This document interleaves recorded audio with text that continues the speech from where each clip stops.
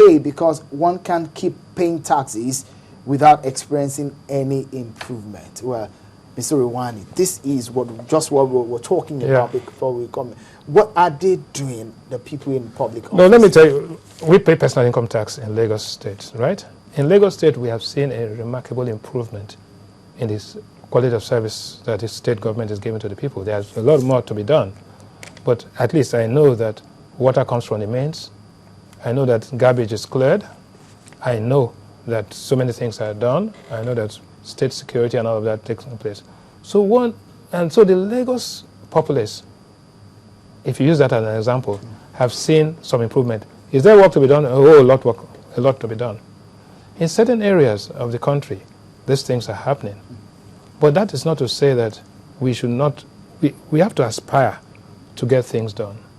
If this country grows, China grew at 15% per annum for over 20 years, and they've taken 600 million people away from poverty. 51% of Nigerian population are now living in urban centers. There's need for a massive improvement in the productivity of government, both at the state, federal, and local government level, at all levels.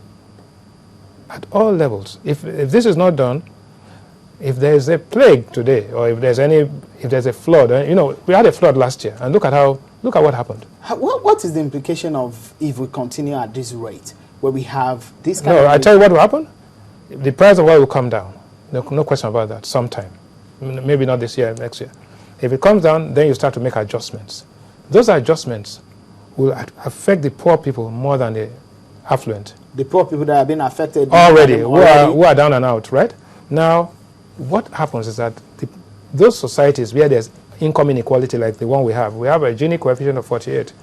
When you have that kind of income inequality, what happens? Those societies are prone to instability, prone to high crime, prone to kidnap and ransom, and prone to instability. So it is in everybody's interest, in national security, in everybody's interest. Because when there's a crisis, everybody's affected. It's not just people in government, right? Everybody is affected. It's in everybody's interest. Okay. That we should become more efficient, produce more, share more equitably, because poverty is not the issue. Inequality of income becomes the issue, conspicuous consumption and affluence. So we need to address all of these issues together. So, I mean, you would say, I mean, in some form of conclusion, you would say that people in governance have way too much staff? No, I don't think so. I mean, they have too many people. Yes, I agree that the drivers, personal assistants, and all of that. You believe that should be cut down? That should be cut down, but the people should be used, not send them into unemployment. Put them in places where they can produce. You see, servicing the king or servicing anybody and all that is any government official who is going around has a retinue of 20 people running around with them. That's the total waste of time. You don't see that. I saw Gordon Brown the other day when he was a minister, when he was chancellor, and he came to a restaurant with 2 people. And they were discussing the budget that they were going to present the next day in the House of Parliament. 2 people. So there's so much affluence being like... no, they're getting in the way. They're getting in the way. I mean, there are so many... So much put in, less is sin. They're court jesters. You know, they are just people who praise, worship and all of that kind of rubbish. But again, you can understand. A lot of these people have no pedigree. So you can understand. But the reality is that, let's go beyond that. If you can increase productivity, both at the public, private, and the tertiary level of this country, small and medium scale enterprises, provide credit and all of that, this country can grow at 15%. And if you grow at 15% for 3-4 years, in fact 5 years, you'll be like Malaysia, you'll be like Vietnam. Do you think that the quality of people in public office, it's its own problem here? No, you see, people get the government they deserve, right? Either historically or somewhere in the history of Nigeria, you get your leadership. The leadership you deserve is what you get, right? So what you have is what you have. Deal with it. Ensure that you make them more productive.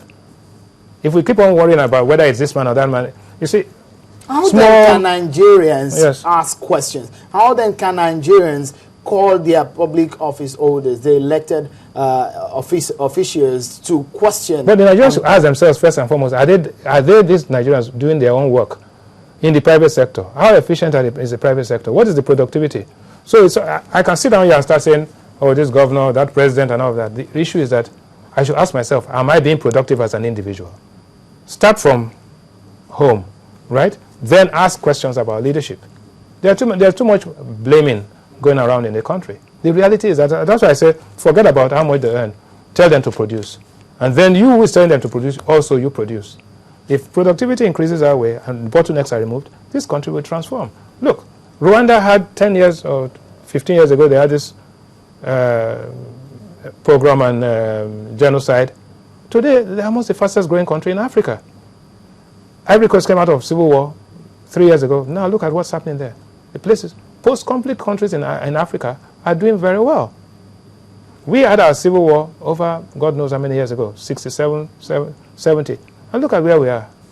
We are depending on oil. If oil prices go down today, we'll be in difficulty.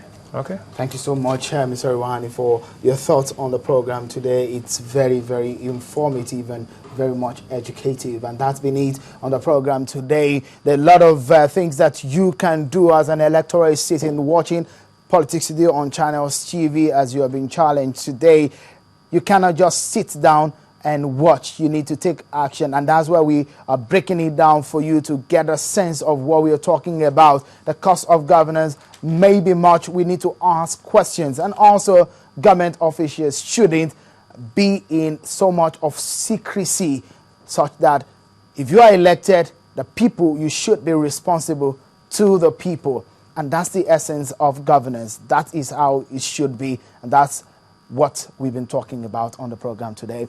I'm Sheon Joaquin Baloye on behalf of the team here at Channels TV at Lagos headquarters. Thank you for joining us. Till next time, have a wonderful evening.